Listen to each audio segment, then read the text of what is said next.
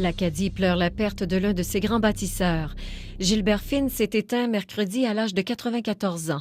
Celui qui a dirigé l'Assomption Vie et l'Université de Moncton a contribué sans relâche à l'avancement économique, éducatif et social des Acadiens.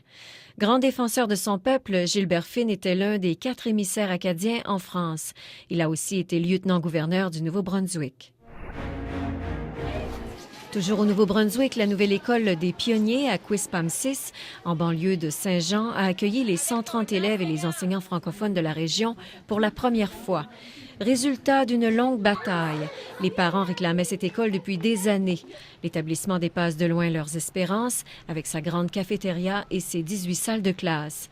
Un changement énorme pour les élèves qui étudiaient auparavant dans des salles situées dans un centre d'achat, une garderie anglophone et au sous-sol d'une église. La nouvelle école pourra accueillir jusqu'à 350 élèves.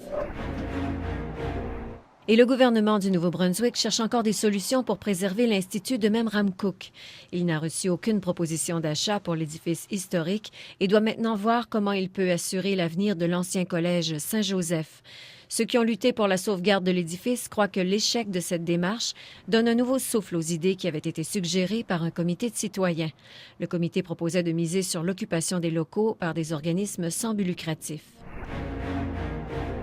Au Manitoba, l'auteure franco-manitobaine Madeleine Laroche s'est éteinte le 2 janvier à 89 ans. Madeleine Laroche était comédienne de théâtre et auteure des Va-nu-pieds aux éditions des Plaines et du Château du Soleil des éditions du Blé. Elle a aussi enseigné pendant une dizaine d'années dans des écoles rurales du Manitoba.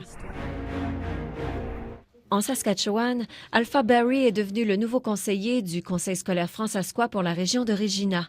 Alors qu'il était porte-parole du collectif des parents anciennement silencieux, il s'était montré très critique à l'endroit de la gestion du conseil scolaire.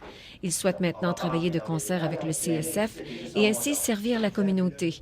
Alpha Barry souhaite mettre à contribution ses compétences de gestionnaire afin d'aider à mettre en œuvre les recommandations de la vérificatrice générale. Voilà, c'était la revue de l'actualité francophone au pays. Ici Jacqueline Landry, Radio-Canada, Vancouver.